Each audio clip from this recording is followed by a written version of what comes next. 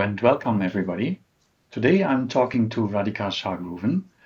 She's an expert in the field of yoga, psychology, and superconscious meditation, and she's the author of the Yoga Sutras Illuminated.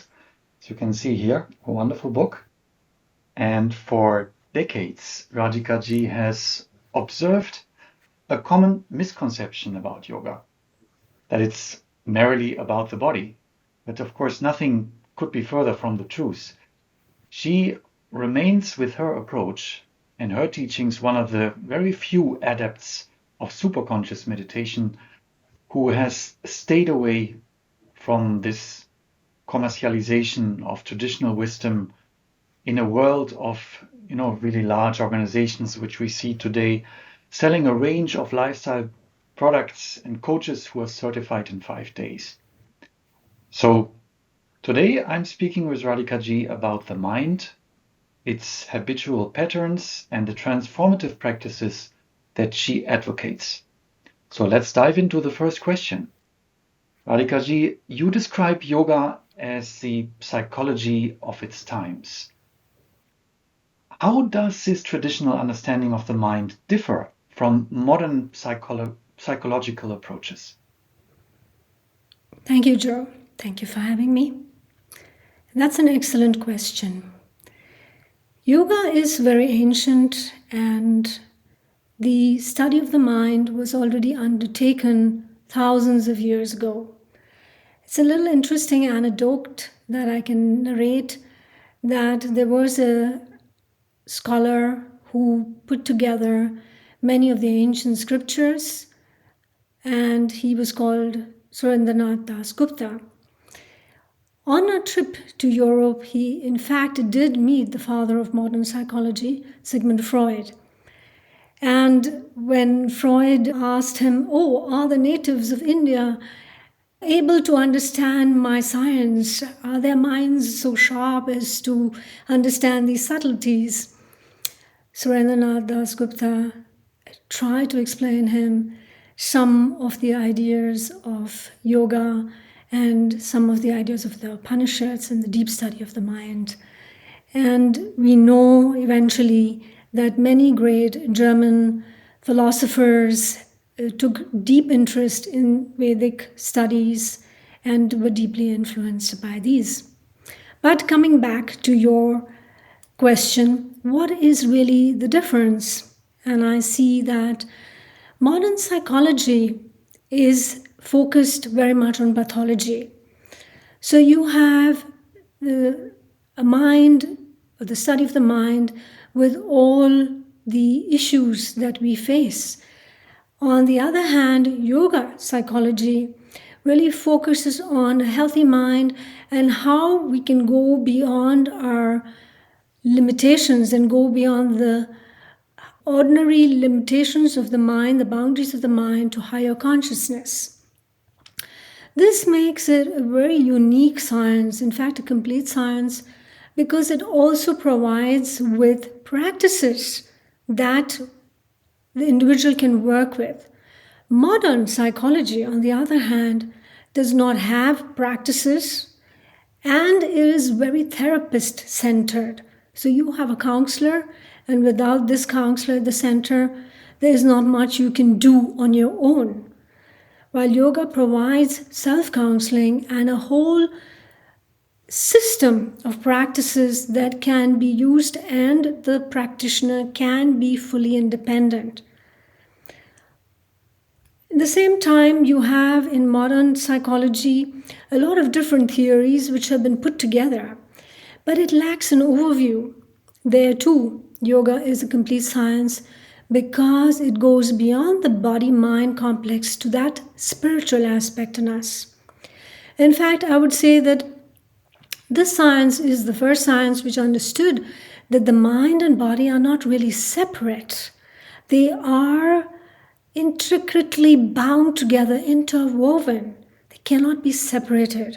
You cannot ignore the body and focus only on the mind. You cannot just ignore the mind and focus only on the body. We have to do both and seek to understand that which lies beyond these.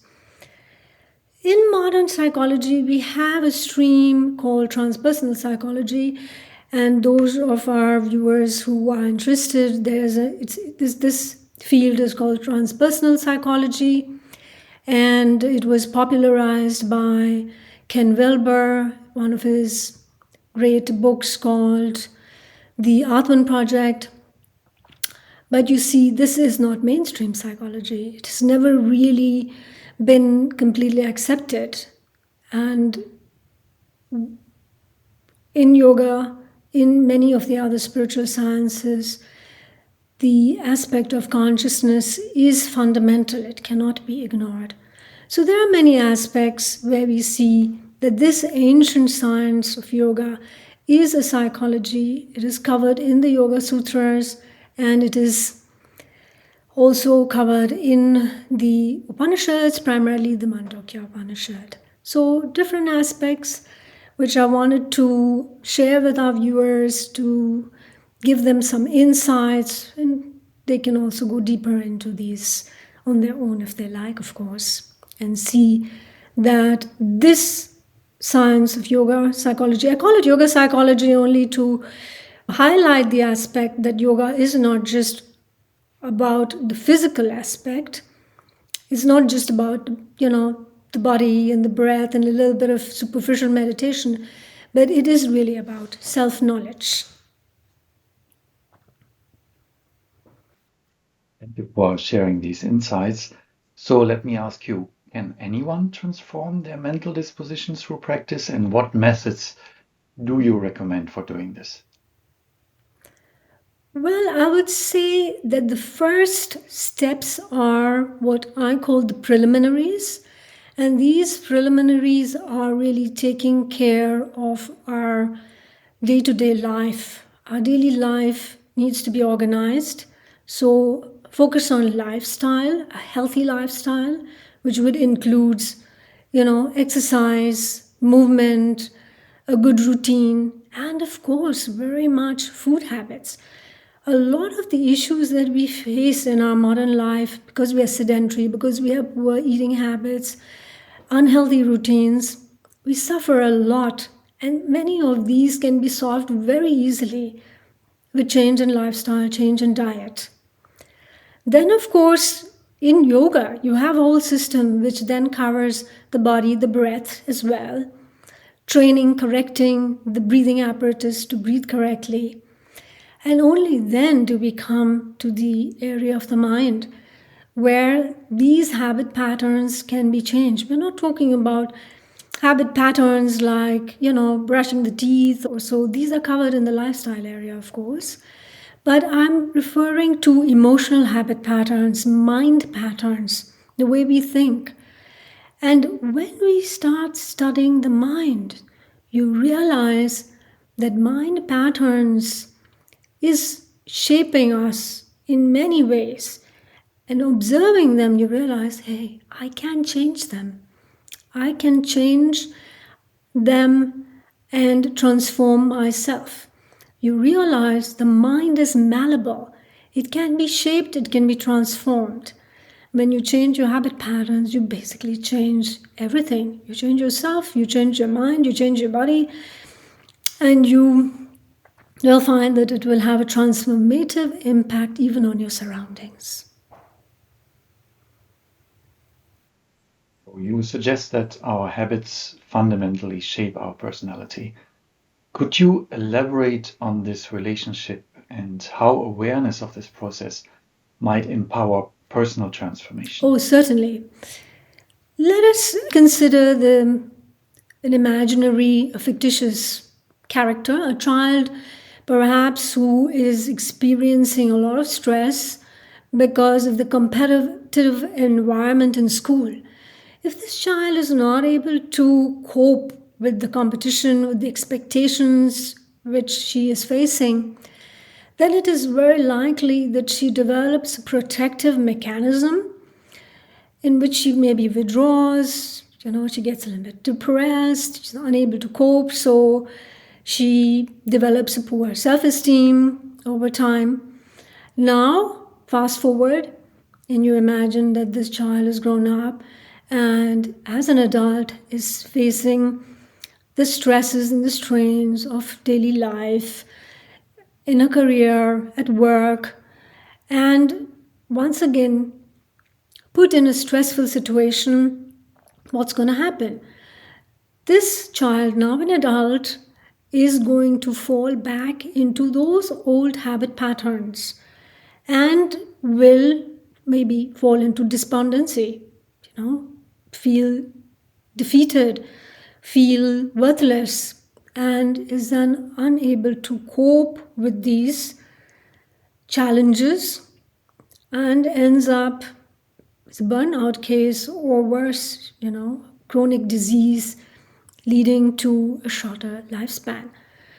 But when she is made aware of these tendencies, these habit patterns, and learns how to counter these negative patterns, then you will see a transformative change in the personality, which will help her to cope with these issues and challenges of modern life. And armed with these tools, with this greater self-awareness, she can not only manage her life, but can learn to truly enjoy her life. So what do you consider the most dangerous or counterproductive approach to understanding and managing the mind and our emotions? Without doubt, the most dangerous approach to mind patterns, to emotions, is suppression.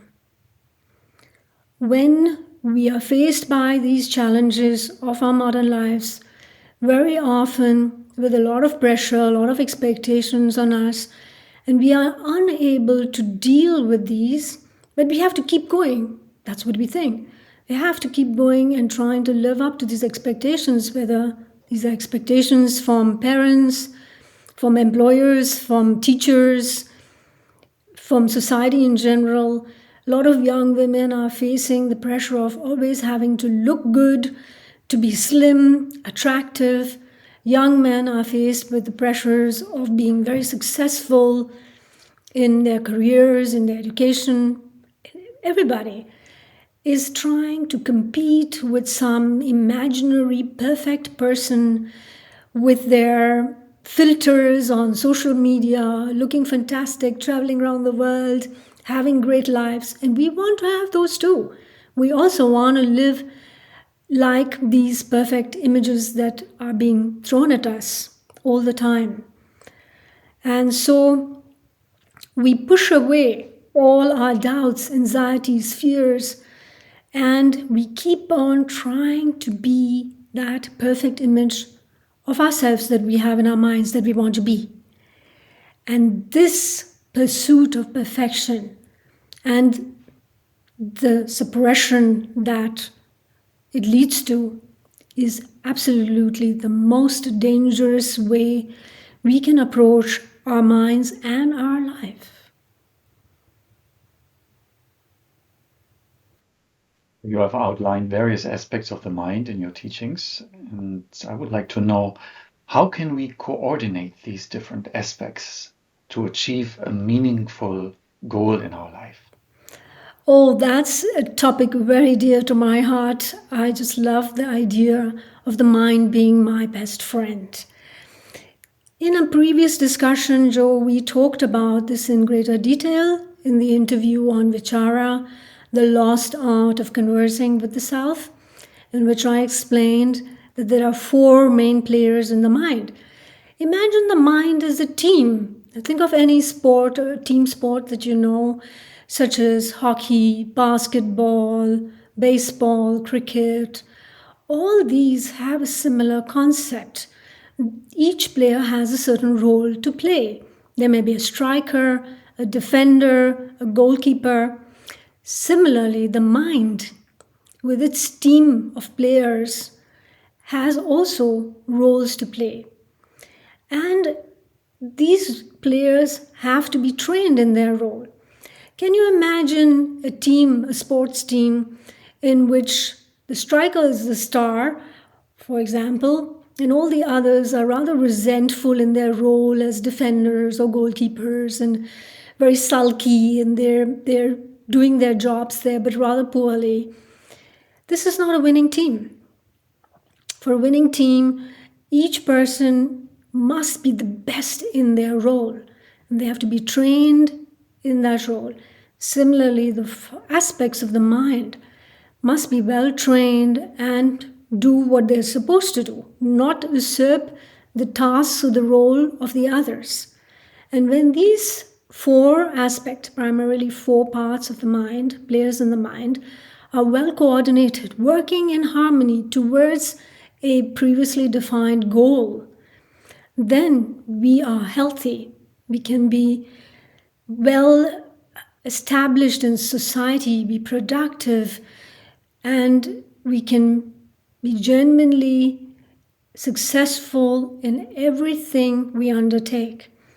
And this is really the idea of the mind then being your best friend, well coordinated, leading to harmony in all the aspects of our life.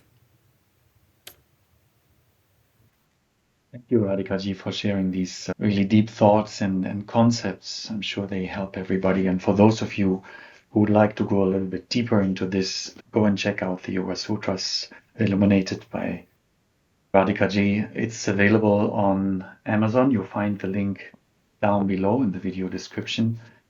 And stay tuned and see you then in part 2 of the interview. Bye-bye.